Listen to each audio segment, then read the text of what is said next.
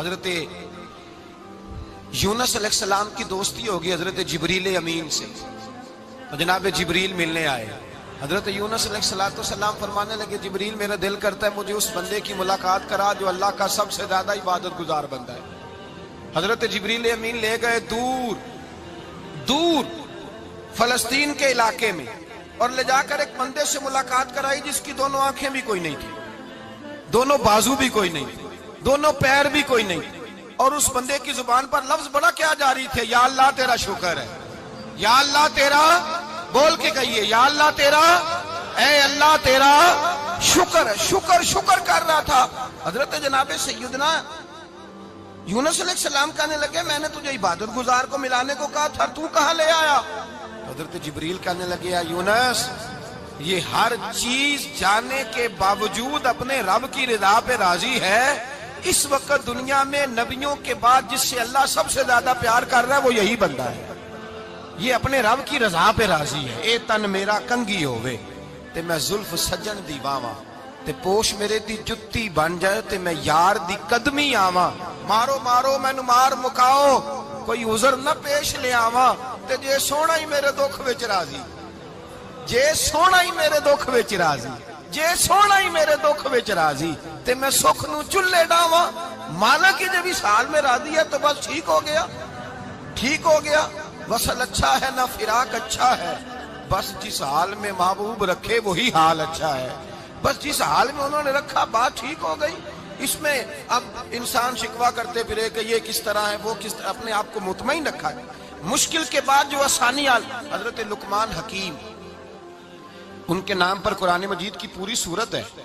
حضرت لقمان حکیم علیہ رحمہ آپ اپنے بیٹے کو نصیحت کر رہے تھے، کہنے لگے بیٹا کو مشکل آئے تو گھبرانا نہیں، کوئی مشکل آئے تو کرے بیٹوں کو سمجھ آ جائے کہ مشکل آئے تو، سمجھ آ رہی ہے بات کی، مشکل آئے تو۔ اور کیا خوبصورت جملے، بیٹے کو بٹھا کے کہتے ہیں بیٹا چھوٹی مشکل آئے گی تو اللہ بڑی مشکلات آسان کر دے گا، سمجھو چھوٹی مشکلات آئیں تو اللہ نے بڑی مشکلیں اس نے آسان کر دی۔ اور آپ کو بتاؤں اصل انسان ہوتا ہی وہ ہے جو مشکلوں میں جینے کا ڈھب سیکھ جاتا ہے، وہ بن جاتا ہے جو کرب کے حالات میں جینے کا سلیقہ سیکھ جائے۔ اپنے بچوں کو یہ سمجھانا، حضرت لقمان بیٹے مشکل آئے تو گھبرانا نہیں، بڑی کو ٹال دیتی ہے، وہ نیکی کا اور آسانی کا پیش خیمہ ہوتی ہے۔ اللہ اس کے بعد آسانی سمجھا رہے ہیں۔ کچھ دنوں کے بعد کہنے لگے آؤ فلاں اللہ کے نبی کی ملاقات کو چلے، فلاں نبی علیہ السلام سے ملنے چلتے ہیں۔ اس زمانے میں جو نبی تھے ان سے ملنے چلے گئے۔ بیٹے کو بات یاد تھی، گھوڑے پہ بیٹھے، امام ابن جوزی نے اس کو لکھا ہے، گھوڑے پہ بیٹھے تھے دونوں کے پاس گھوڑے تھے۔ اب رستہ بہت زیادہ تھا، کھانا ساتھ لے لیا، پانی ساتھ لے لیا، رستہ لمبا تھا، صحرا کا علاقہ تھا۔ جب جانے لگے تو اتنی سخت گرمی ہوئی کہ گھوڑے بھی بے ہوش ہونے لگے، اچانک ایسی گرم لو چلی کہ گھوڑے بھی۔ اب دونوں باپ بیٹا جو تھے وہ بڑی جوش میں تھے کہ جانا ہی جانا ہے، گھوڑے سے اتر کر کے پیدل چلنے لگے۔ اب پیدل چلتے چلتے ذرا آگے گئے تو گرمی میں جتنا بندہ پیدل چلتا ہے اتنا پیاس بھی زیادہ لگتی ہے، تو پانی پیتے رہے، کھانا کھاتے رہے، کھانا پانی بھی ختم ہو گیا۔ تھوڑا آگے چلے نا، اس کے اندر تکلیف بڑی کہ حضرت جناب لقمان کے بیٹے کے پیر کے اندر ایک ہڈی پیوست ہو گئی، اتنی بڑی ہڈی تھی وہ اندر ہی چلی گئی، پیر خون کے فوارے گرنے لگے، بیٹا بے ہوش ہو گیا۔ حضرت لقمان اس کے سرانے بیٹھے تو بیٹا تھا نا، آنکھوں میں آنسو آ گئے۔ بیٹے نے آنکھ کھولی تو کہنے لگا ابا جی آپ تو صبر کرنے والے ہیں، آپ رو رہے ہیں۔ فرمایا بیٹے میں کیا کروں، میرے سینے میں جو دل ہے وہ ایک باپ کا دل ہے، تو باپ جو ہوا تیری دکھ پر رونا آیا۔ بڑی مشکل سے دانت کے ساتھ ہڈی نکالی، ہڈی نکلی تو خون بھی چلا۔ صاحب زیادہ کہنے لگا حضور آپ نے تو کہا تھا ہر مشکل کے بعد آسانی ہوتی ہے، اور چھوٹی مشکل دیکھ کے اللہ بڑی سے بچا لیتا ہے، تو ہم تو اچھے کام چلے تھے، مشکل پہ مشکل، مشکل پہ مشکل، یہ کیا ہے؟ حضرت لقمان کہنے لگے بیٹا نہ تو رب کی حکمتوں کو جانتا ہے نہ پوری طرح میں جانتا ہوں، لیکن جو میں نے کہا تھا وہ بات سچی ہے۔ فَإِنَّ مَعَ الْعُسْرِ يُسْرًا إِنَّ مَعَ الْعُسْرِ يُسْرًا، اللہ ہر مشکل کے بعد آسانی عطا فرمائے گا، اور فرمایا میرا ایمان ہے کہ ضرور عطا فرمائے گا۔ یہ بات کہہ رہے تھے کہ سامنے سے دھواں اٹھا، اتنا سخت دھواں اٹھا کہ آپ نے سوچا شاید وہاں بادیا وہاں جاتے، وہاں چلنے لگے تو پیچھے سے کسی نے آواز دی ٹھہر جاؤ، رکو، وہیں رک گئے۔ थोड़ी देर गुजरी तो कहा रुक जाओ। जब रुके तो एक बोलने वाला बोला, कहने लगा तुम्हारे लिए थोड़ी देर के बाद जानवरों का बंदोबस्त कर दिया जाएगा, खाने का भी बंदोबस्त हो जाएगा, बच्चे का पैर भी सही हो जाएगा, चले जाना, लेकिन जरा ठहरो। हजरत लुकमान कहने लगे बोलने वाले तू कौन है? तो कहने लगे मैं अल्लाह का फरिश्ता हूं, मैं अल्लाह का फरिश्ता हूं। कहा अल्लाह के फरिश्ते और ये सारा कुछ क्या है? तो फरिश्ता कहने लगा असल बात यह है कि सामने बस्ती पर मुझे अजाब नाज़िल करने का हुक्म मिला था, आप बड़ी तेजी से आ रहे थे, मैंने रब से दुआ की कि अल्लाह इस बाप बेटे की गलती कोई नहीं, मेहरबानी फरमा। रब ने पहले आपको सहरा में उलझाया, फिर मेरी दुआ की बरकत से आपके घोड़े ठहर गए, फिर मेरी दुआ की बरकत से आपका पानी खत्म हुआ, फिर मेरी दुआ की बरकत से आपके बेटे को जख्म आया, फिर मेरी दुआ की बरकत से सामने से धुआं उठा। फरमाया ये जो तुम्हें मुश्किल पे मुश्किल आ रही थी, ये तो मेरा रब तुम्हें अजाब से बचाना चाह रहा था। ये जो तुम्हें मुश्किल पर मुश्किल आ रही थी, तो मेरा मालिक तुम्हें अजाब से बचा रहा था, तुम समझ नहीं रहे थे। हजरत लुकमान ने बेटे की तरफ देखा तो बेटे कहने लगे अब्बा जी बात बिल्कुल सच्ची है, अफदलु ज़िक्र ला इलाहा इल्लल्लाह, ला इलाहा इल्लल्लाह। और फिर पढ़ने लगे हस्बुनल्लाहु व निअमल वकील, निअमल मौला व निअमन नसीर। ये विर्द होने लगे। भाई जब तुझे मुश्किल आती है, आजमाइश आती है, तो उस वक्त समझता है पता नहीं मेरे साथ क्या बनने लगा है। अल्लाह तबारक व तआला छोटी मुश्किल दे के तुझे बड़ी से महफूज रखता है, छोटी बीमारी दे के तुझे बड़ी से महफूज रखता है। बल्कि मैं एक दफा एक तकलीफ में, एक आजमाइश में मुब्तला हो गया, तो मैंने अपने हजरत से कहा कि हुजूर सारे दुख इकट्ठे ही आ गए, क्या किया जाए? तो आप फरमाने लगे बड़े खुश नसीब हो, जवानी में अल्लाह ने दुख दे दिए, बुढ़ापे में आए तो बर्दाश्त नहीं होते, ये तो बड़े वक्त पे आ गए, शुक्र अदा करना चाहिए, उस जमाने में बर्दाश्त नहीं होते, अब आसानी है, इनको बर्दाश्त करो, हिम्मत करो।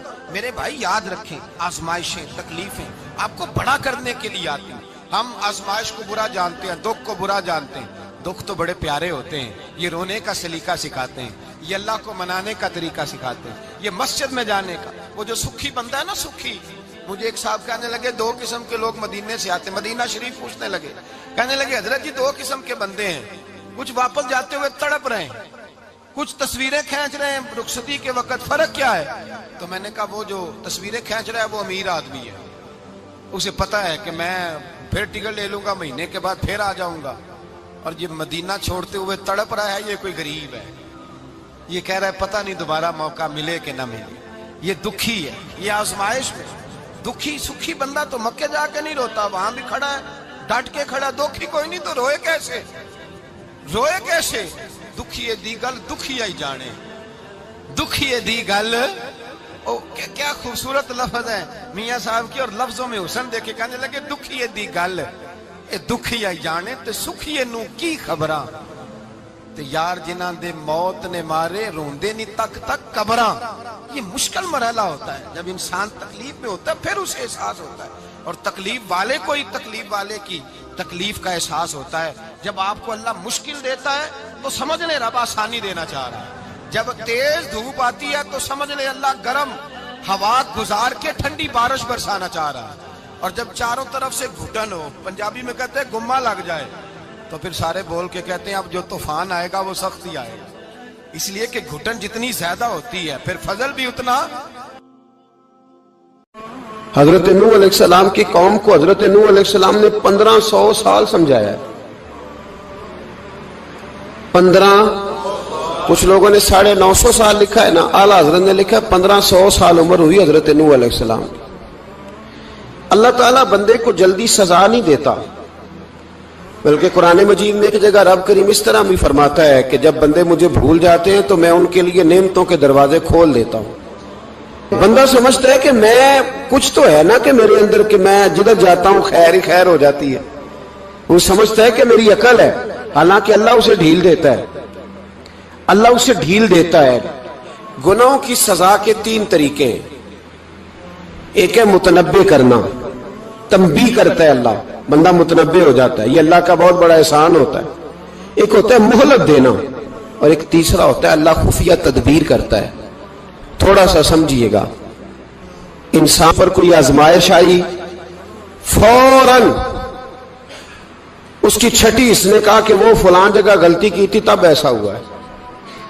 ہوتا ہے نا کئی دفعہ آواز آتی ہے نا اندر سے, چلیں بول دیں کچھ نہیں ہوتا آپ کو.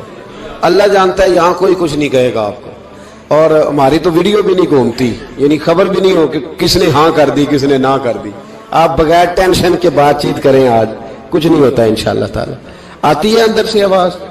میں آپ سے اس لیے ان چیزوں کی تصدیق کراتا ہوں کہ باقیوں کو بھی آتی ہے کہ نہیں, اس لیے تصدیق. کبھی کوئی کسی جگہ انسان پریشان ہوتا ہے تو محسوس کرتا ہے کہ وہاں مجھ سے ہوتا ہے نا جی, جس کو یہ نصیب ہو جائے بڑا خوش نصیب آدمی ہے. حضرت مولا علی فرماتے ہیں اگر تجھے دنیا میں سزا مل گئی تو تو بچ گیا ہے, سمجھ پھر اللہ کرم کرے گا, آخرت میں سزا نہیں دے گا. اور یہ یاد رکھ لے, وما اصابکم من مصیبت فبما کسبت ایدیکم ویعفو عن کثیر. اللہ فرماتا ہے دنیا میں تجھے جو بھی تکلیف پہنچتی ہے وہ تیرے ہاتھوں کے کرتوتوں کی وجہ سے پہنچتی.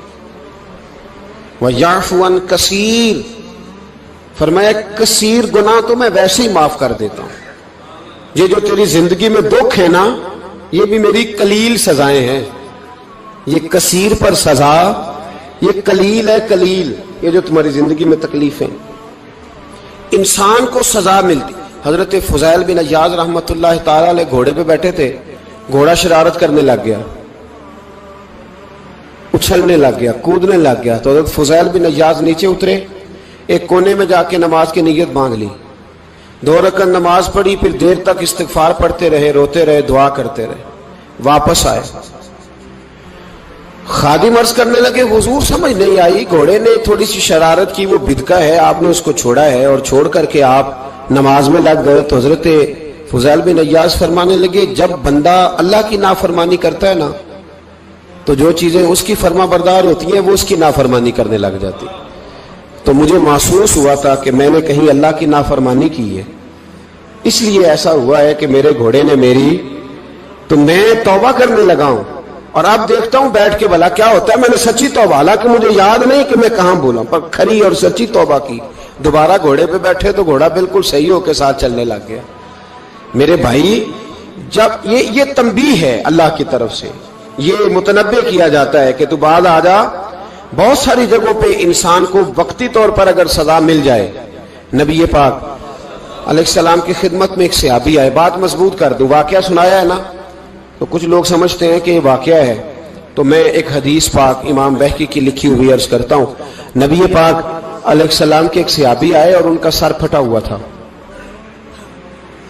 خون بہ رہا تھا. سرکار نے فرمایا کیا ہوا؟ عرض کی حضور ایک عورت جا رہی تھی, میری نظر پڑی, ابھی نظر پڑی ہے کہ میرے آگے ستون آ گیا تو میرے سر پہ لگ گیا. نبی پاک صلی اللہ علیہ وسلم نے فرمایا تیرے لیے خوشخبری ہے, اگر دنیا میں تیری غلطی کی تجھے سزا ملی ہے تو پھر رب تجھے قیامت میں سزا نہیں دے گا. پھر اللہ قیامت میں سزا, بعض گناہ ایسے ہیں جن کی یہاں بھی سزا ملے گی اور وہاں بھی ملے, لیکن میرے بھائی پہلی بات یہ ہے کہ اللہ تعالیٰ اس غلطی کی یہی سزا دے لے, اور دعا فرمائے اللہ تبارک و تعالیٰ یہاں بھی معافی عطا فرمائے, وہاں بھی معافی عطا فرمائے, اللہ درگزر ہی فرمائے. لیکن میرے بھائی ایک تو یہ سزا, ایک سزا یہ ہوتی ہے کہ انسان جب گناہ کرنے لگتا ہے تو اللہ نعمتوں کے دروازے کھولتا ہے, مہلت دیتا ہے. 500 سال تک فرعون کو مہلت دی. کتنے؟ یہاں جو 5 سال حکومت کر لیتا ہے وہ کہتا ہے سب سے قابل میں ہی ہوں, مجھے مہلت ملی ہوئی ہے. 500 سال مہلت دی اللہ تعالیٰ نے. اور فرعون کی قوم پر پتہ عذاب کس طرح کے آئے تھے؟ ٹڈیاں مسلط کر دی اللہ نے. یہ گھومتی نہیں چھوٹی سی, ہم اپنی زبان میں اس کو کچھ لوگ مختلف ناموں سے یاد کرتے ہیں, کوئی مکڑی کہتا ہے, کوئی کچھ کہتا ہے. مسلط کر دی, جاتی نہیں. ان پر بنی اسرائیل کے ان مقابل جو فرعون کی قوم تھی ان پر الزام اس طرح کا عذاب آیا کہ مینڈک مسلط کر دی اللہ تعالیٰ. برتن کھولتے تھے اندر مینڈک نکلتا تھا, دنیا کی ہر دوائی استعمال کرتے تھے لیکن مینڈک نکل آتا تھا. تھوڑا سا سمجھا کریں چیزوں کو. ہمارے رنگ نہیں زیادہ گورے کہ ہم پر عذاب نہیں آتا. کوئی بہت زیادہ اللہ تعالیٰ معاف فرمائے دولت نہیں جمع کرا بیٹھے شاہی خزانے میں کہ ہم سے پوچھا نہیں جائے گا. یہ مہلت ہے, مہلت کو مہلت سمجھو. پھر جب پکڑ آتی ہے نا اللہ کریم کی, میں نے دیکھا ہے کروڑوں روپیہ, 6 اولادیں, ایک شخص کے بچے باہر سے آ رہے تھے, وہ بندہ بیمار تھا. مجھے کہنے لگا حضرت جی دعا کریں میں ان کے آنے سے پہلے مر جاؤں ورنہ آ کے مجھے مار دیں گے. دعا کریں. اتنی بے سکونی, کروڑوں روپیہ پڑا ہے تو یہ عذاب نہیں؟ کوئی ضروری ہے کہ پتھر ہی برسیں گے تو سمجھ آئے گی؟